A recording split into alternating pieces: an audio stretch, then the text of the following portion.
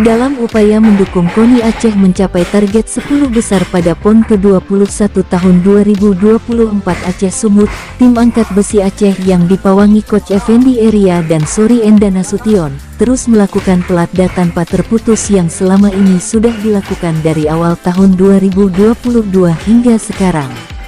Ada 18 lifter terbaik dari berbagai daerah di Aceh yang tergabung dalam pelatihan daerah ini, serta 2 lifter andalan Aceh yaitu Nurul Akmal dan M. Zul Ilmi, yang pada PON ke-20 di Papua berhasil menyumbang 2 medali emas, dan juga saat ini berada di pelatnas angkat besi, nantinya diharapkan mampu menyumbangkan medali emas pada PON ke-21 tahun 2024 Aceh Sumut. Alhamdulillah, sepulangnya mengikuti Pekan Olahraga Nasional ke-20 di Papua, PAPSI Aceh yang mempersembahkan 2 medali emas di PON Papua itu tetap melakukan pembinaan berkelanjutan. Di dalam melakukan pembinaan, PAPSI Aceh itu cukup serius. Ini terbukti sampai hari ini itu pembinaan yang dilakukan, pelatihan dan sebagainya terus berkesinambungan, terjadwal.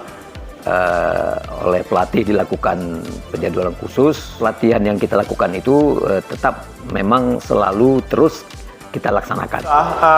PAPSI Aceh bersama KONI Aceh udah melakukan pemusatan latihan di tahun 2022 yang lalu.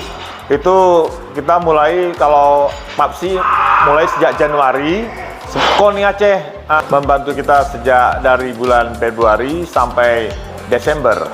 Setelah Desember 2022 kemarin, habis pelaksanaan Pora di PD, PAPSI Aceh tetap melanjutkan terus pemusatan latihan daerah karena untuk mencapai target yang diberikan oleh KONI Aceh.